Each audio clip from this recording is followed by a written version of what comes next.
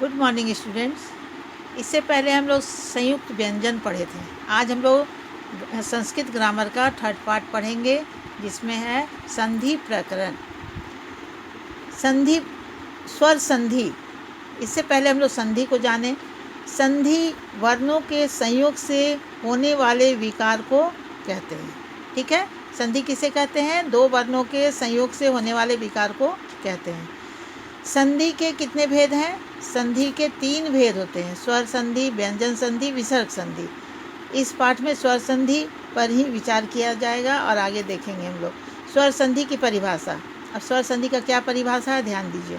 दो समीपवर्ती स्वरों के मेल से होने वाले विकार या परिवर्तन को स्वर संधि कहते हैं। जैसे यहाँ पर देखिए उदाहरण कुछ दिया गया है, उसमें से मैं एक बता रही हूँ। विद्या जोड़ आलय। विद्या और आलय दोनों अलग अलग है, ऐड करके उसको विद्यालय। यहाँ पर विद्या के अंतिम वर्ण आ तथा आलय के प्रथम वर्ण आ के मेल से विद्या यानी आ बन गया। ठीक है, 2 आ वर्णों के स्थान पर एक आ वर्ण रह गया है, अतः यहाँ पर स्वर संधि है। स्वर संधि के कितने भेद हैं? स्वर संधि के कुल 8 भेद हैं। पहला दीर्घ संधि, दूसरा गुण संधि, तीसरा वृद्धि संधि, चौथा यन संधि, पांचवा अयादि संधि, छठवां पूर्व रूप संधि, सातवां है पर रूप संधि और आठवां क्या है? प्रकृति भाव। इस तरह से 8 संधि है। अभी हम लोग फर्स्ट टर्म के लिए 4 संधि ही पढ़ेंगे। ठीक है। दीर्घ संधि, जहाँ 2 ह्रस्व या दीर्घ स्वरों के मिलने से एक सवर्ण दीर्घ स्वर होता है, उसे दीर्घ संधि कहते हैं। जैसे विद्या जोड़ आलय, विद्यालय। दीर्घ संधि के भेद: 2 ह्रस्व आकार के मिलने से एक दीर्घ संधि हो जाता है।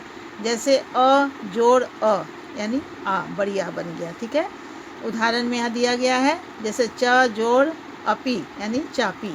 ठीक है, इस तरह से उदाहरण कुछ दिए गए हैं। अब आप अभ्यास में आप लोग को मैं दे रही हूँ। चित्रों को देखकर मृग शब्द के समान अन्य शब्दों के भी रिक्त स्थान को पूर्ति करना है। और इसे क्या करना है? ये फिगर चित्र भी बनाना है।